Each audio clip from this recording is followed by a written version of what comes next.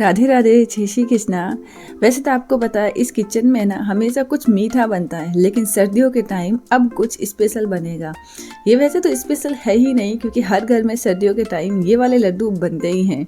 तो आज के जो लड्डू है ना, मैंने जो बनाए है ना, आप इस रेसिपी को एंड तक देखो और मैं आपको कह सकती हूँ इस लड्डू को सर्दियों में अगर एक बार ना बनाए तो फिर क्या बनाया। चलिए फिर बनाते हैं आज के ये गोंद के लड्डू, जो हमारी हड्डियों को मजबूत रखता है और शरीर में इतनी एनर्जी फुल दे देता है कि आपको एक साल में कुछ इन लड्डुओं की खाने की ज़रूरत ही ना होगी। इसके लिए मैंने यहाँ पे लिया है 250 ग्राम सिंगोड़ों का आटा।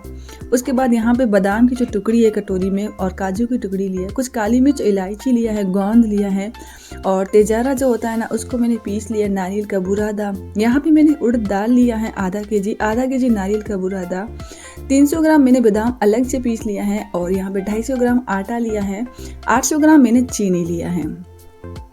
तो सभी चीज़ों को मैंने मिक्सी से ऑलरेडी ग्राइंड कर लिया है। तो आपको मैंने सब दिखाया है। ये जो आटा है गेहूं का आटा है। अगर आप आटा नहीं भी डालना चाहते हैं तो स्किप कर सकते हो, दाल है आपके पास, ठीक है, क्योंकि आपने सिंगोड़ा का भी आटा लिया है, लेकिन मैंने यहाँ पे आटा यूज़ किया है गेहूं का। अब ये जो दाल है ना, इस दाल को आप है ना पहले धो के अच्छे से धो के और ऐसे कपड़े में सुखा लीजिए, या फिर आप कोई सूती या कॉटन जो कपड़ा होता है ना उससे आप ना अच्छे से पोंछ लीजिए, ताकि इसका एक्स्ट्रा जो भी है ना वो निकल जाए, कचरा पट्टी जो भी है। बस अब ये आपका स्टेप तो पूरा हो ही चुका है। अगला आपका ये है कि एक आपको कढ़ाई लेना है, लोहे की कढ़ाई लिया है, उसमें मैंने डाला है दाल। अब दाल को पहले पीसने से पहले इसे अच्छे से हमें करना है फ्राई, थोड़ा सा भूनना है, बस जलने का थोड़ा ध्यान रखना है। तो इसका हल्का हल्का भून जाए ना, जब आपको थोड़ी थोड़ी खुशबू आने लग जाए ना, तब आप उसको ठंडा करके और मिक्सी से ग्राइंड करना है।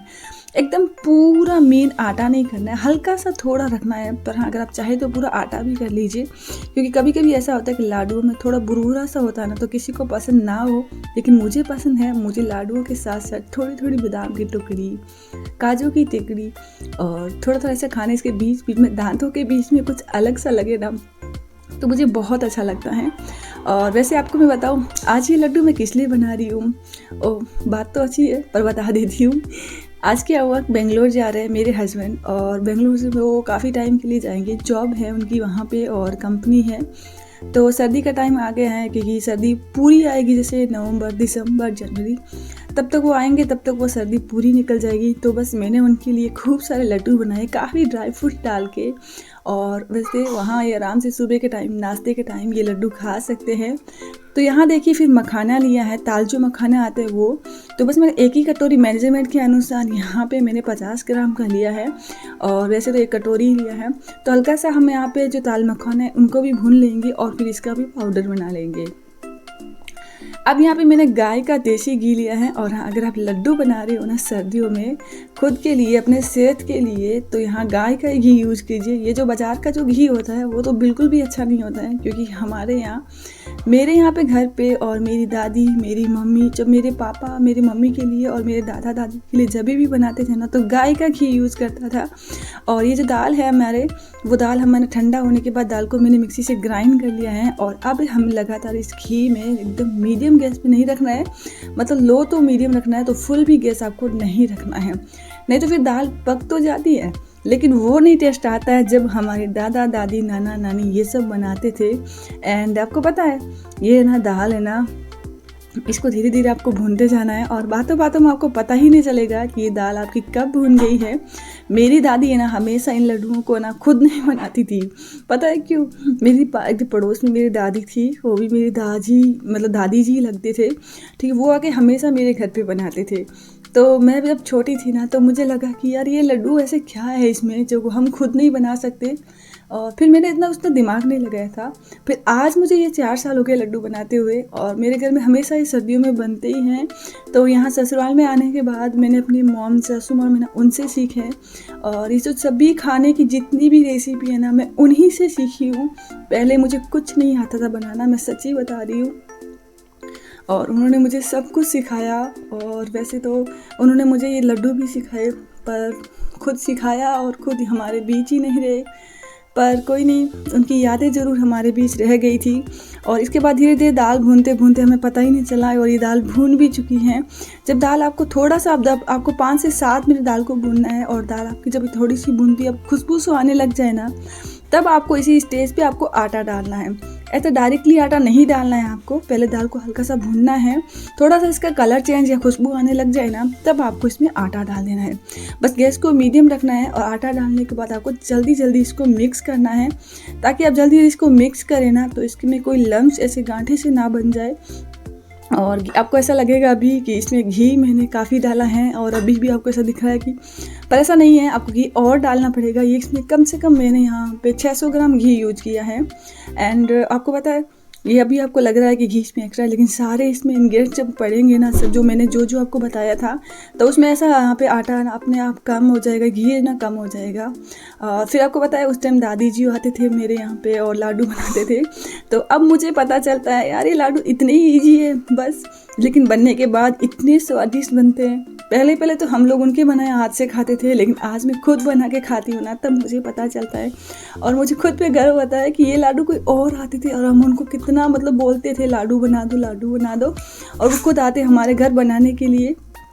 लेकिन आज खुद घर पे बनाती हूँ और मुझे लगता है कि ये काम मैं खुद आराम से कर सकती हूँ।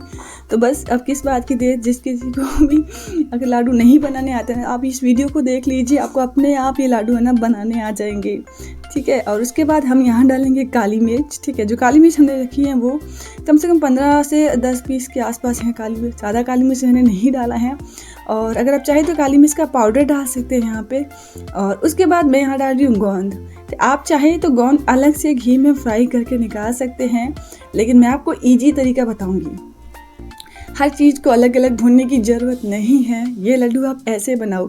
अगर ना से बात बने ना तो वीडियो लाइक ही मत करना, कमेंट मत करना, और हाँ उल्टा कमेंट कर देना कि ये लड्डू हमारे बिल्कुल भी अच्छे नहीं बने। उसके बाद यहाँ पे सिंगोड़ा का आटा डाला, गोंद को अच्छे से, क्योंकि जो फूली जैसे बन जाते हैं ना, फूल जाता है ना, तभी उसी स्टेज पर मैंने गोंद के यहाँ पे डालने के बाद यहाँ सिंगोड़ा का आटा डाल दिया है। अब ये जो आटा ना इतना गर्म है कि सभी चीज़ें इसमें ना अच्छे से भून जाएगी। अब यहाँ घिसा हुआ नारियल डालेंगे, इससे पहले हमने जो आटा है ना वो सभी डाल देंगे, तो गरम गरम में क्या है ना सभी चीज़ भून जाए।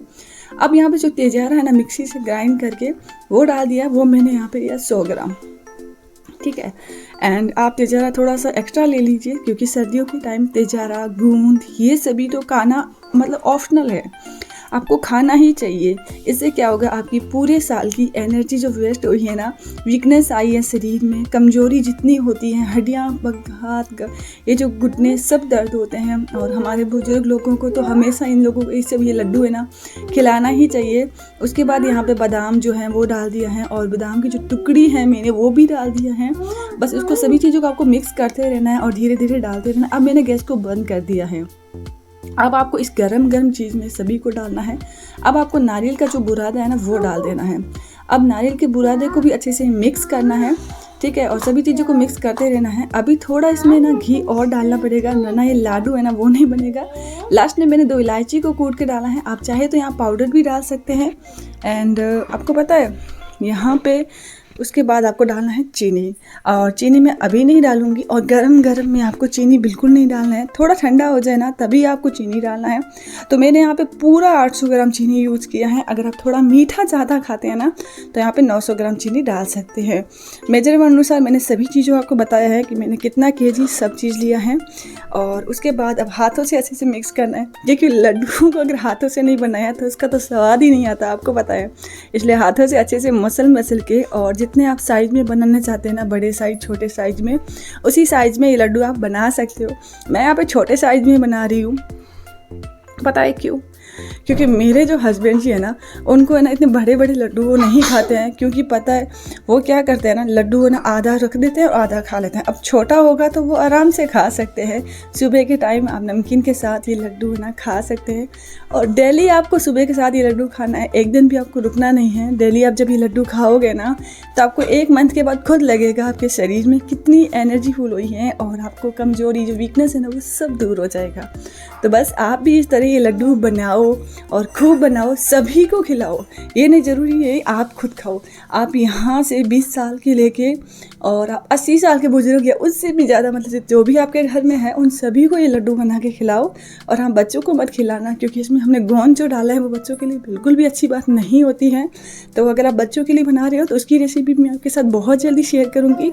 और गोंद मत डालना उसमें, क्योंकि बच्चे हमारे ना गोंद उनके लिए ठीक नहीं होता है, क्योंकि वो छोटे छोटे होते हैं और गोंद हमारी हड्डियों को खोलता है, मजबूत करता है और बच्चों के लिए बिल्कुल भी ठीक नहीं होता।